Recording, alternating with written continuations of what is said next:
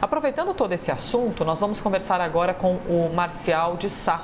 Ele é especialista em direito aeronáutico, para a gente poder entender todo o entorno desse acidente, naquilo que envolve o direito, as técnicas envolvendo a queda de um avião. Marcial, bom dia, hein? Muito obrigada pela gentileza de conversar conosco aqui na CNN Brasil. Bem-vindo. Bom dia, Elisa, bom dia a todos. Obrigado pelo convite. E antes de mais nada, eu queria expressar aqui os meus pesos, meus sentimentos às famílias das vítimas desse trágico acidente com a aeronave da Voipaz. Muito bom dia. Pois é, um momento que é terrível, né, Marcial? Eu imagino, você trabalhando com direito ligado à aviação, ligado à aeronáutica, você tem até uma rotina conectada com esse tipo de ocorrência, não é mesmo? Porque é algo que nós não queremos lidar nunca, mas quando ocorre um acidente aéreo, também ocorrem os desdobramentos judiciais da coisa. Então, você tem muita intimidade com esse tipo de assunto. Exato, exato. Às vezes, por vezes, é difícil, é complicado, né? Porque a gente está tratando de vidas, mas, enfim, como operador de direito, a gente tem que dar o nosso melhor em benefício das pessoas que precisam, né?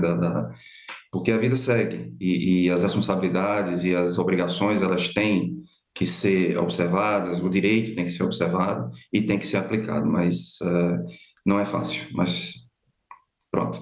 Bastante sensível, ainda mais com essas imagens que nós estamos acompanhando. Marcial, uma primeira dúvida. Nós temos, então, 62 pessoas que perderam a vida. Então, são 62 famílias que daqui para frente, até muito provavelmente, nem devem saber ainda qual é o procedimento, o que você faz. Eu preciso acionar a justiça ou o Ministério Público, a caminhada do Ministério Público já me acolhe. E aí, se eu vou acionar a justiça, por exemplo, Marcial, quem tem a responsabilidade é a Voipaz ou é a Latam? Porque a pessoa comprou a passagem pela Latam, mas quem operou é a Voipaz.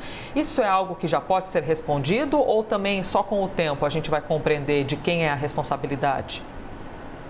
Bom, o Código de Defesa do Consumidor, que seria a legislação primariamente aplicada nesses casos, ele já prevê o que a gente chama de responsabilidade objetiva, que é aquela que independe de culpa, ou seja, não há necessidade de comprovação da culpa pelo acidente, apenas o fato já gera o dever de indenizar.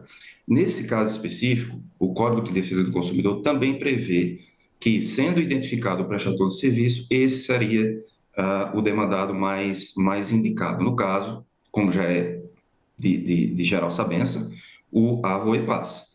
Então, independentemente de quem venda a passagem, já está identificado o operador, o prestador do serviço de transporte, no caso a Voipaz. Então, logicamente, até por uma questão de celeridade e economia processual, seria sim indicado a Voipaz.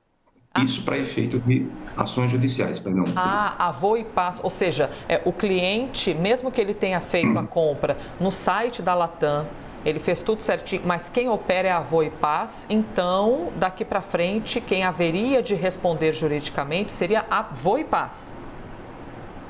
Sim, agora veja, perdão, nada impede que o interessado ajuize a ação contra a Latam, certo? Porque foi quem, digamos assim, efetivou o contrato de transporte. Uhum.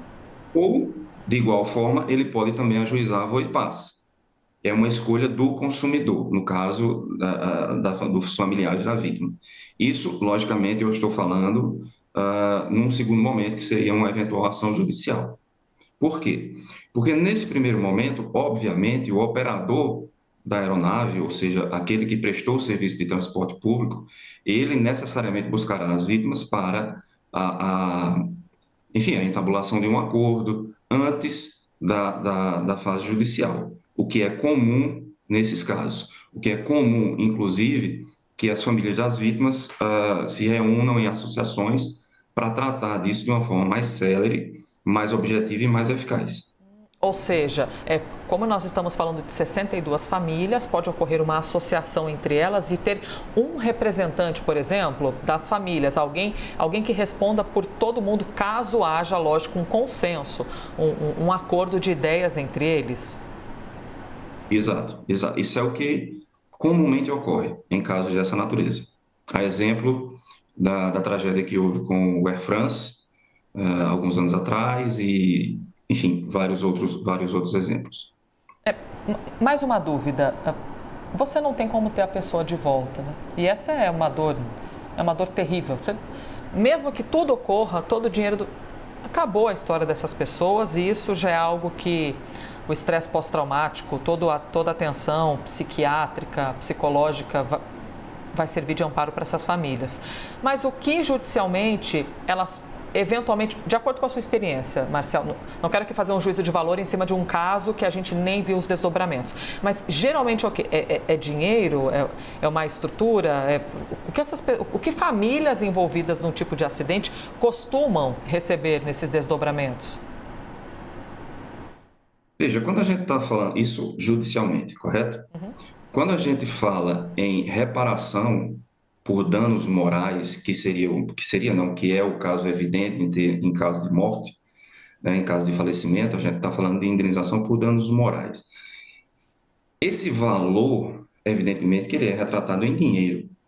Então, para cada caso, você teria que analisar cada vítima daquela, né? E aí o juiz, como artífice, digamos assim, dessa construção, em termos financeiros, ele levaria em conta a idade da pessoa, da vítima que faleceu, se tem família, profissão, repercussão social dessa pessoa, ou seja, vários fatores que iriam contribuir no, entre aspas, muito aspas, no cálculo dessa indenização. Eu não estou aqui, obviamente, dizendo que uma vida Claro, vale claro. mais do que outra. Evidentemente que Aham. não é o caso.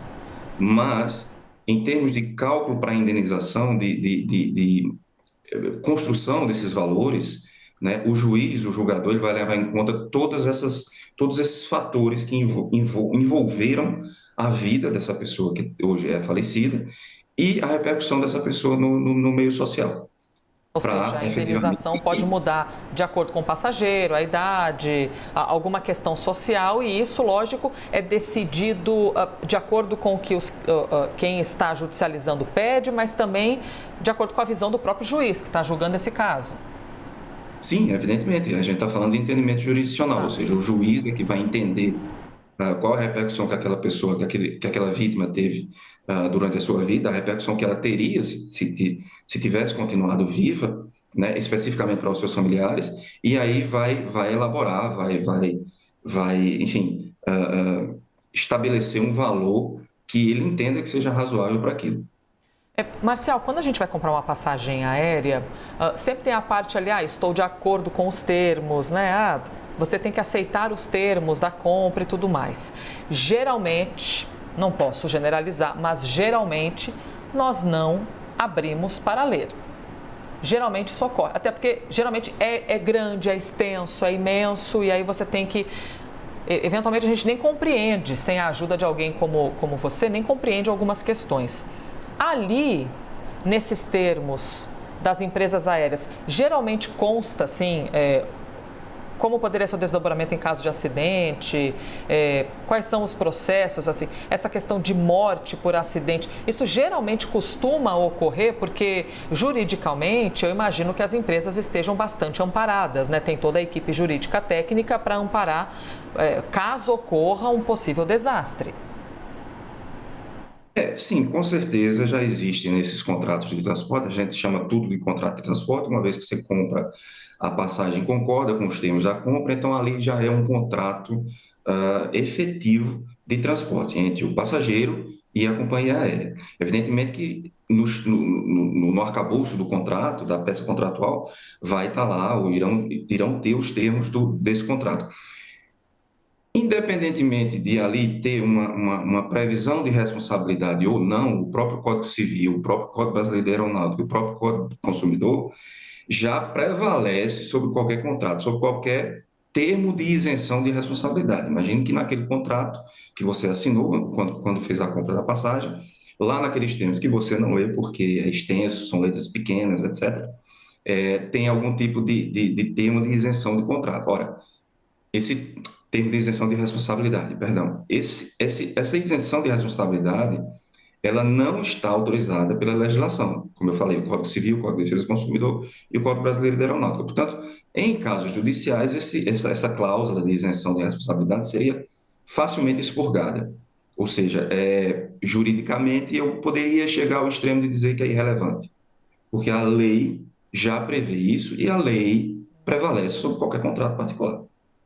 Ou seja, o direito do consumidor, dos seres humanos, acaba prevalecendo, acaba sendo maior do que qualquer direito particular. E esses passageiros, eles precisam ter uma defesa particular? Como é que o Ministério Público age? Como é que a Defensoria Pública age? Quem é que atua nessas horas, Marcial? Bom, aí, evidentemente, vai da escolha e da possibilidade financeira de cada um, né? Tanto o Ministério Público vai ter uma atuação específica com relação ao acidente, né? Da apuração de responsabilidades civis, mas especificamente criminais, lá previsto no artigo 261 do Código Penal Brasileiro, mas as vítimas também podem estabelecer auxílios jurídicos, e eu estou falando de advogados particulares, ou, caso prefiram, ou caso não possam contratar um advogado particular, se beneficiem da Defensoria Pública. Não há nenhuma especificidade jurídica com relação a isso, e a Defensoria Pública já tem se mostrado extremamente competente em casos similares. Agora, esses processos... Bom, obrigada mais uma vez pela entrevista e aqui você me respondendo tantas perguntas, né, que são as dúvidas. Eu aqui imagino, Marcial, também as dúvidas mais singelas, né, que possam existir também na mente de quem nos assiste, até de quem eventualmente esteja nos assistindo e conhece ou é parente dos envolvidos dessa tragédia, porque nessa hora é difícil você ter qualquer racionalidade, né, raciocinar em meio à dor. Só quem já teve de se despedir de alguém, enterrou algum parente, algum amigo, sabe como é isso. Esses casos costumam demorar muito tempo? Por quê? Você tem algo de comoção nacional, né? Você tem uma atenção muito grande e eu até imagino que por causa disso alguns processos acabem acelerando porque acabam recebendo mais atenção e muito mais pressão do poder público. Geralmente, de acordo com a sua experiência, isso dura quê? Anos? Ou pode ser menos que isso? Você tem um exemplo, eventualmente, de um outro caso? Esse caso demorou tanto tempo? Porque a gente tem uma sensação de que na justiça, e de fato tudo é muito lento. Mas quando você envolve a dor de uma tragédia desse tamanho, costuma ser um pouquinho mais célere? Infelizmente, a resposta para a sua pergunta é não. É muito ao contrário. Esses casos, eles geralmente demandam um tempo longo, porque demanda muitas especificidades, como é óbvio. Estamos falando de um acidente aeronáutico, onde, como foi dito anteriormente nesse próprio jornal, especificidades meteorológicas, especificidades de motor, que é um fabricante diferente, que é uma parte diferente no processo. A Voipaz, como a Elisa acabou de falar, a TAM, ou a Latam, que foi quem comercializou as passagens. Imagine que algum desses passageiros tenham comprado essas passagens em alguma agência de viagens, então já é uma outra parte que estaria envolvida no processo. Exato, então são inúmeros fatores que vão ali, digamos assim, prejudicar o andamento do processo, entende? Isso, para ser mais esclarecedor para quem está nos assistindo. Em contrapartida, pode haver acordo. Então, havendo acordo, isso eu estou falando na seara judicial, ok? Claro. Já no momento. Havendo acordo, evidentemente que esse processo terminaria bem mais rápido, de uma forma bem salutar e bem mais, digamos assim, proveitosa para os envolvidos. Obviamente que você não pretende adiar essa dor, esse sentimento de perda por 1, 2, 3 anos numa disputa judicial interminável, que pode, inclusive, alcançar o Supremo Tribunal Federal. Pois é, subir muitas instâncias. Marcial, é muito interessante que você nos cite a questão da agência de viagens, né? Porque, por enquanto, a gente fica aqui com a atenção muito conectada diretamente à empresa aérea, né? A empresa. Mas também tem uma agência que vendeu essa viagem. Também tem a empresa que, eventualmente, algumas pessoas trabalhavam e que agendou uma viagem de trabalho. E até que ponto essas empresas também entram no processo. Então, é muito mais amplo do que a gente imaginar apenas a questão da agência. Ou, por exemplo, vamos supor no campo das hipóteses, que a maior conexão do acidente tenha sido algo meteorológico. Eventualmente a empresa aérea também pode dizer, não, mas na minha previsão não chegou com exatidão alguma previsão. E aí posso envolver até inclusive quem presta serviço de informação meteorológica. Exato, exato. Se me permite, esse inclusive que não tem se falado, né, é um dos fatores de exclusão de responsabilidade do transportador aéreo. Ou seja, se há uma imprevisibilidade geral daquele fator meteorológico que eventualmente tenha causado, e veja, eu não estou dizendo que foi isso que causou Sim, a claro, queda, claro. né? Mas se eventualmente houve isso é um fator de exclusão de responsabilidade para a operadora, porque, ora, e falando bem claramente e até de modo vulgar, ninguém pode imaginar um tipo de coisa, nem o piloto, nem a transportadora aérea, e muito menos um passageiro que entende pouco ou quase nada disso. Então, é uma exclusão, é um fator de exclusão de responsabilidade. Agora, com relação à agência, ela pode, eu não estou dizendo aqui que isso seria causa de responsabilidade. Isso ou poderá vir eventualmente ser apurado em sede judicial, mas pode ser apurado sim responsabilidades, uma vez que que possa ser apurada culpa ou dolo, não é? Então, nesses casos, sim. E o que eu estou especificamente dizendo é que ela pode figurar no polo passivo da demanda, ou seja, ela pode ser demandada, ela pode ser ré em uma dessas ações. Não necessariamente será condenada, mas ela pode participar desse processo e isso causar, que é o que a gente tá falando, e isso causar um adiamento do processo, ou seja, fazer com que o processo dure mais tempo. Nossa, muito importante poder ouvir-te, hein? Muito obrigada de verdade, Marcial de Sá, especialista em direito aeronáutico e que gentilmente aceitou aqui o nosso convite para essa conversa. Muito obrigada, Marcial.